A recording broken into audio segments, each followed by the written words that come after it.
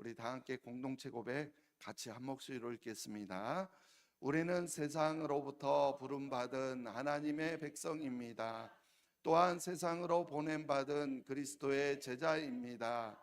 하나님을 기쁘게 찬양하는 예배자가 됩시다.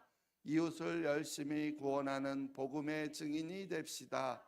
한몸된 교제를 나누는 진정한 지체가 됩시다. 아낌없이 사랑을 실천하는 봉사자가 됩시다. 배움을 통해 그리스도를 본받는 성숙한 성도가 됩시다. 그리하여 우리 모두 하나님을 영화롭게 하는 성령 충만한 공동체가 됩시다. 아멘. 할렐루야. 이제 2025년 새해가 되었습니다. 우리 앞에 2025년이라는 새로운 시간과 새로운 삶의 기회를 주신 하나님 아버지께 먼저 감사와 찬양과 영광을 올려드립니다. 새해에는 우리 교회 모든 성도님들과 또 성도님들의 가정마다 지금까지 한 번도 경험해 보지 못했던 놀라우신 하나님의 은혜가 풍성하게 임하시기를 간절히 축원합니다. 우리 이 시간 옆에 있는 분들과 함께 인사 나누겠습니다. 새해는 하나님이 주시는 복 많이 받으세요. 새해는 하나님이 주시는 복 많이 받으세요. 복을 많이 빌어주시면 그 복이 누구한테 온다고요? 많이 복 빌어주세요. 새해 복 많이 받으세요. 올해에는 우리 신흥교회가 혹시 몇 년 되는지 아십니까? 78년 차를 맞이했습니다. 계산해 보면 한 번의 희년이 있었고 10번의 안식년이 있었습니다. 그리고 이제 올해가 바로 11번째 안식년이 되는 셈입니다. 제 개인적으로는 신흥교회에 2018년에 부임해서요, 올해로 횟수가 8년 차가 되었습니다. 그러니까 제 개인적으로 그리고 만으로도 6년이 지났고요. 이제 7년 차에 되었습니다. 그러니까 제 개인적으로도 신흥교회에서 처음으로 맞이하는 안식년입니다. 우리 신흥교회도 안식년이고요. 저도 안식년입니다. 안식년이라는 것은 7년마다 한 번씩 돌아오는 멈춤의 해를 말합니다. 그런데 하나님은 안식년뿐만 아니라 또 안식일 그리고 희년 이 준수에 대해서도 특별한 관심을 가지고 계십니다. 왜냐하면 바로 그것에 하나님의 백성이라는 정체성이 달려있기 때문입니다. 다시 말해서 우리가 하나님의 백성이라는 정체성을 놓치지 않으려면 안식일과 안식년과 희년을 우리가 잘 지켜야 하는 것입니다. 희년, 기쁠희, 그래서 말 그대로 기쁨의 해입니다. 7번의 안식년이 지난 다음 해를 희년이라고 부릅니다. 그래서 7번의 안식년이면 77에 49년이므로 바로 그 다음 해인 희년은 50년마다 돌아오는 해입니다. 희년에는요, 모든 사람, 모든 관계가 제자리를 찾아가는 원상 회복이 이루어져야 합니다. 남의 밑에서 종살이 하던 사람들은요, 모두 다 자유를 얻어서 다시 자기 가족에게로 돌아가야 합니다. 땅도요, 하나님께서 처음 공평하게 분배해 주신 대로 본래의 주인에게 돌아가야 합니다. 그렇게 함으로써 처음부터 다시 시작하는 것입니다. 근데 문제는 이스라엘 백성들이 단 한 번도 이 희년을 제대로 지키지 못했다라는 사실이에요. 아니, 희년은 고사하고 안식년조차도 제대로 지키지 못했습니다. 안식년에 땅을 쉬게 해야 하는데 그러지 못했던 것이죠. 그러다가 결국 나라가 망하고 말았습니다. 그래서 성경은요, 나라가 망하고 난 다음에 비로소 땅이 안식년을 누린같이 안식하여서 70년을 지냈다, 이렇게 기록하고 있습니다.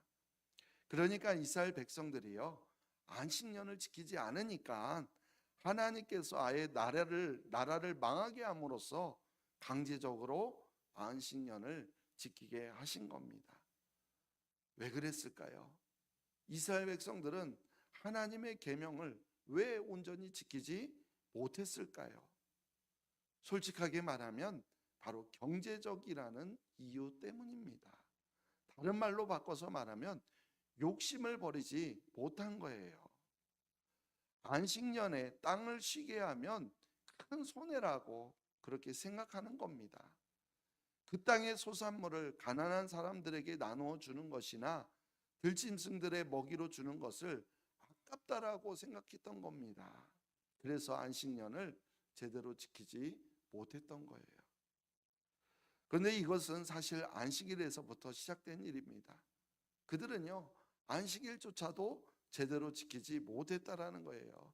일주일에 하루도 온전히 멈추지 못하고 하나님께서 원하시는 본질적인 관계 회복에 집중하지 못했습니다.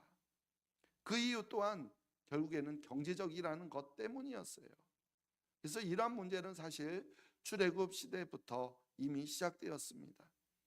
하나님께서요, 이스라엘 백성들에게 만나를 주실 것을 약속하시면서 분명히 일용할 것, 즉 하루에 필요한 것만 날마다 거두라 이렇게 말씀하셨어요. 그러면서 여섯째 날에는 갑절을 거두라라고 하셨어요. 그 이유가 무엇이었을까요? 매일 일용할 양식을 거두는데 여섯째 날만 2배로 거두라고 하셨어요. 그 이유는 바로 일곱째 날이 안식일이었기 때문입니다. 안식일에는 일상적인 모든 일을 멈추고 하나님에게만 집중해야 하기 때문입니다. 그것을 통해서 이스라엘 백성이 하나님의 말씀에 순종하는 백성인지 아닌지 시험해 보겠다 이렇게 말씀하신 거예요. 그런데 그들 중에 더러는 일용할 양식이 아니라 자기 욕심껏 거두는 사람들이 있었다라는 거예요. 또 더러는 안식일에도요 만나를 거두러 나갔습니다. 그 결과가 어땠는지 우리는 너무나 잘 알고 있죠. 사람들에게는요 이 안식일에도 만나를 거두러 나가는 것이 경제적인 것으로 보일지 모르겠지만, 그러나 그것은요 하나님의 백성으로 살아가는 모습이 아닙니다. 오늘날에도요 이 경제적이라는 이유로 하나님의 뜻을 거스리는 그리스도인들이요 너무나 많이 있어요. 주일날 일한다고 해서 교회 나오지 못하는 사람들이 너무나 많이 있어요. 그것이 결국에는 오히려 큰 손해를 보는 일이라는 것을 깨닫지 못하고 있다라는 거예요. 따라서 우리는요 하나님의 관심사에 특별한 관심을 기울여야 합니다. 안식일과 안식년과 희년으로 이어지는 이 신앙생활의 리듬을 우리는 잘 따라가야 해요. 그럴 때 우리가 하나님의 백성답게 살 수 있는 것이고, 그럴 때 하나님의 백성을 통해서 이 세상을 구원하시려는 하나님의 계획이 이루어지게 되는 것입니다. 이 안식일이든 안식년이든 희년이든 그 속에 담겨있는 정신은요 모두 똑같습니다. 일맥상통한다라는 거예요. 그래서 우리가 안식년에 대한 말씀도 성경 여러 곳에 있지만, 바로 오늘 그 중에서 레위기 본문 레위기 25장 말씀을 갖고 우리가 함께 안식일의 의미를 살펴보려고 하는 거예요. 우리 레위기 25장 1절부터 4절까지 말씀 읽어보겠습니다. 여호와께서 시내산에서 모세에게 말씀하여 이르시되 이스라엘 자손에게 말하여 이르라. 너희는 내가 너희에게 주는 땅에 들어간 후에 그 땅으로 여호와 앞에 안식하게 하라. 너는 6년 동안 그 밭에 파종하며 6년 동안 그 포도원을 가꾸어 그 소출을 거둘 것이나 7째 해는 그 땅이 쉬어 안식하게 할지니 여호와께 대한 안식이라. 너는 그 밭에 파종하거나 포도원을 가꾸지 말며. 아멘. 안식년이라는 것은 쉽게 말해서요 7년마다 땅을 안식, 즉 쉬게 하는 겁니다. 7년마다 땅을 쉬게 하는 거예요. 마치 일곱째 날에 안식일에 사람이나 종들이나 가축들도 안식하게 하는 것, 쉬는 것과 똑같습니다. 그런데 이 안식이라는 것이요, 그냥 아무 일도 하지 않고 그냥 쉬는 것이 아니라는 거예요. 안식년은 단지 농사를 짓지 않고 땅을 쉬도록 묵히는 해를 의미하지 않습니다. 여기에 보면 아주 특징적인 표현이 반복되고 있다는 사실을 알 수가 있어요. 그것은요, 바로 여호와 앞에 안식, 그리고 여호와께 대한 안식이라는 말이에요. 이 안식이 원어의 뜻으로는요, 멈춤이라는 뜻이에요. 멈추다. 그래서 여호와 앞에 안식이라는 것은 바로 여호와 하나님 앞에서 멈춤이에요. 하나님 앞에서 멈춤. 그러니까 하나님 앞에서 멈추는 것이 뭐라고요? 그게 안식이에요. 그렇습니다. 안식의 주체는요, 사람이나 종들이나 땅이 아니라 바로 하나님이세요. 하나님 앞에서 멈추어 서지 않으면 그것은 그냥 쉬는 것이지 안식하는 것이 아니라는 거예요. 자, 그렇다면 우리는요, 왜 하나님 앞에서 멈추어야 할까요? 바로 우리의 삶을 하나님의 뜻에 맞추기 위해서입니다. 우리는요, 이 세상에서 살다 보면 우리 자신도 모르는 사이에요, 하나님과 점점 멀어지게 됩니다. 멀어지게 되어 있어요. 그래서 우리를 향한 하나님의 뜻을 깨닫지 못하고 늘 하나님의 뜻과 어긋나게 된다라는 거예요. 그렇게 우리가 멈추어 서지 않으면은 우리 자신의 현 주소를 확인할 수가 없습니다. 그래서 하나님 앞에 멈추고, 누구 앞에 멈추고요? 하나님 앞에 멈추고 본래의 자리로 돌아가야 하는 겁니다. 그것이 바로 진정한 의미의 안식이에요. 이러한 안식년을 통해서 우리가 회복하고 바로잡아야 될 세 가지 관계가 있는데요. 먼저는요, 하나님과의 관계를 회복하는 겁니다. 하나님과의 관계. 약속의 땅은요, 하나님께서 이스라엘 백성들에게 허락해 주신 땅이에요. 그곳에서요, 아무리 오랫동안 농사짓고 또 대대로 이어서 살았다고 해도 그 땅이 자기 소유가 되는 것이 아닙니다. 7년에 한 해는 땅의 농사를 포기해야 합니다. 그렇게 함으로써 그 땅의 진정한 주인은 바로 하나님이라는 사실을 확인하는 거예요. 또한 안식년을 지킴으로써요, 다른 사람들과의 관계를 회복해야 합니다. 우리가 사실 농사를 짓지 않는다고 하더라도요, 자연스럽게 맺히는 그런 열매가 있지 않겠습니까? 바로 그것이 내 소유가 아니라는 거예요. 안식년에 저절로 맺어지는 소출은요, 가난한 이웃과 함께 나누어 먹어야 하는 것이다라는 거예요. 그뿐만이 아닙니다. 그렇게 나누어 먹은 후에도 남은 것들이 있어요. 그것들은요, 바로 들짐승들이 먹도록 배려해 주어야 한다라는 거예요. 또 그렇게 함으로써 바로 자연과의 관계도 회복해 가는 겁니다. 하나님과의 관계, 다른 사람들과의 관계, 그리고 자연과의 관계. 이러한 관계를 회복함으로써 우리는요, 이 세상을 구원하시려는 하나님의 뜻을 이루어갈 수가 있는 거예요. 그래서 안식년은요, 아무 일도 하지 않고 펑펑 놀면서 지내는, 펑펑 쉬면서 지내는 그런 기간이 아닙니다. 오히려 신앙생활의 기본에 집중하는 기간이에요. 안식년은 뭐라고요? 신앙생활의 기본에 집중하는 기간. 우리 신흥교회가 11번째 안식년을 맞이했는데 올해 우리가 어떻게 신앙생활 해야 될지 알겠죠? 그냥 쉬는 게 아니에요. 신앙생활의 기본에 집중하는 기간이에요. 대내외적인 모든 행사를 잠시 내려놓고요, 신앙의 기초를 다지는 데에만 우리가 가진 모든 시간과 에너지를 사용해야 한다는 거예요. 그것이 바로 하나님께서 이스라엘 백성들에게 안식년 규례를 지키라고 하신 이유입니다. 자, 그렇다면 신앙생활의 기본이 무엇일까요? 우리가 신앙생활의 기본에 집중해야 된다고 했는데 그럼 신앙생활의 기본은 무엇이냐라는 것이죠. 그 기본을 다지기 위해서 우리가 안식년에 집중해야 할 것이 무엇일까요? 자, 첫 번째는요, 예배 생활입니다. 뭐에 집중해야 된다고요? 예배 생활. 예배는요, 우리 신앙생활의 기본 중에 기본이에요. 다른 사역을 아무리 잘 해낸다고 하더라도 만일 예배에 집중하지 못한다면 그 사람은요, 제대로 신앙생활 하는 것이 아니에요. 그래서 안식년에는요,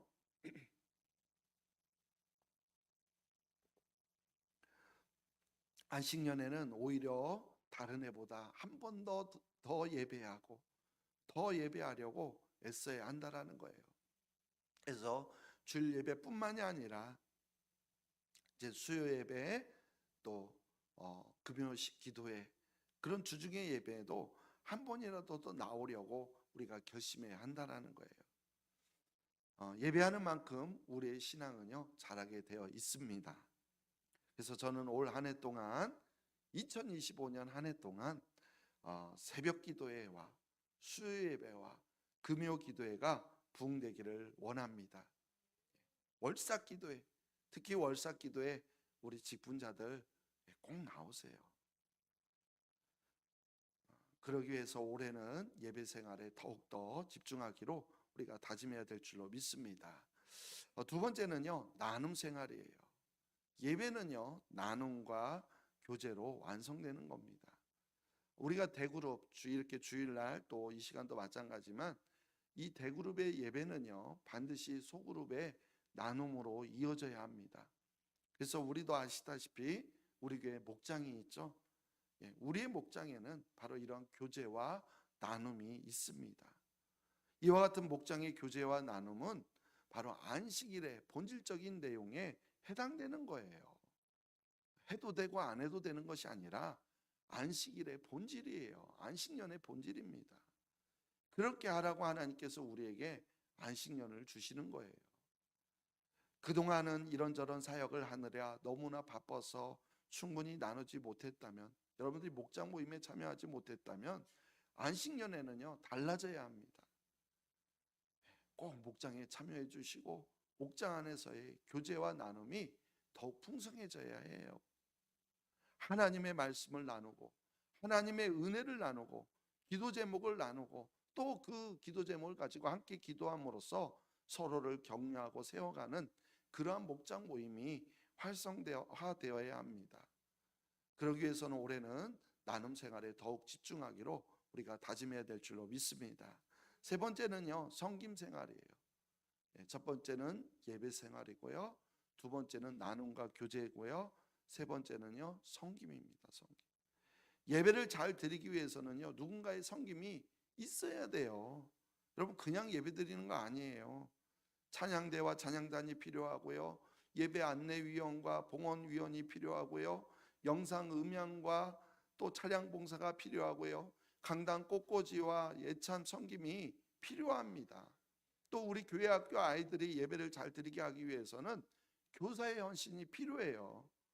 물론 우리가 섬긴다라는 핑계로 예배를 소홀히 하면 안 되겠지만 누군가의 섬김이 없이는요 우리가 예배에 집중할 수가 없습니다. 목장의 교제와 나눔을 위해서도요 누군가의 헌신이 필요해요. 누군가가 목자로 섬기지 아니하면 목장은 이루어지지가 않습니다. 교제와 나눔이 이루어질 수가 없어요. 남들보다 조금 더 수고하는 그와 같은 헌신과 섬김을 통해서 우리의 믿음이 성장하게 되어 있습니다. 한 사람이요 모든 사람을 다 섬길 수는 없지만 한 가지 사역은 얼마든지 할 수 있어요. 모든 성도가 한 가지 섬김에 헌신한다면 우리 모두의 예배와 나눔이 더욱 풍성해질 것입니다. 그래서 올해는요 섬김 생활에 더욱 집중하도록 다짐해야 될 줄로 믿습니다. 안식년 어떤 해라고요? 신앙생활의 기본에 더욱 집중하는 해예요.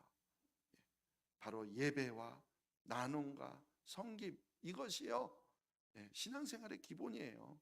그렇다면 이 신앙생활의 기본인 예배 또 나눔과 교제 이 섬김을 우리가 더욱 집중하는 그런 한 해가 될 줄로 믿습니다.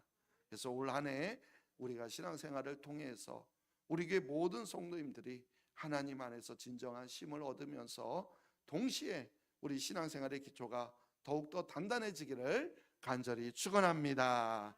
아멘. 하나님 아버지, 우리 신흥교회 11번째 맞이하는 안식년, 정말 우리가 기본 신앙생활에 더욱 집중할 수 있기를 원합니다. 안식년이 경제적으로 쉬는 것이 우리에게 불합리하다 여겨서 아직도 세상에 바빠서 주님 앞에 나오지 못하는 그런 어리석은 자가 되지 않게 하여 주시고, 또한 아무것도 하지 않고 그냥 쉬는 것이 아니라는 것을, 오히려 우리가 더욱더 신앙생활의 기본에 집중해야 된다는 것을 깨닫게 해주시니 감사합니다. 우리가 예배와 또 성김과 교제와 나눔이 우리 신앙생활의 기본이라는 것을 깨닫고, 그래서 올 한 해 동안 우리가 안식년으로서 더욱더 이 신앙생활의 기본에 집중하며 나아가는 한 해가 되게 하여 주시옵소서. 그래서 우리 목장을 통하여서 교회가 더욱더 부흥하고 성장할 수 있도록 하나님의 놀라운 역사가 나타나는 귀한 안식년 되게 도와주시옵소서. 감사하며 예수님의 이름으로 기도합나이다. 2025년 새해를 시작하며 저 시간을 하나님께 올려드리며, 또한 새로운 시간을 허락해 주신 하나님께 이 시간 감사의 예물을 드립니다. 이 예물을 드리는 모든 손길의 마음을 하나님 받아 주시옵소서. 2025년에는 모든 가정들이 하나님께서 부어주시는 놀라운 복을 누리게 하여 주옵소서. 험난한 세상 속에서 하나님의 인도하심과 보호하심으로 늘 항상 함께 하여 주옵소서.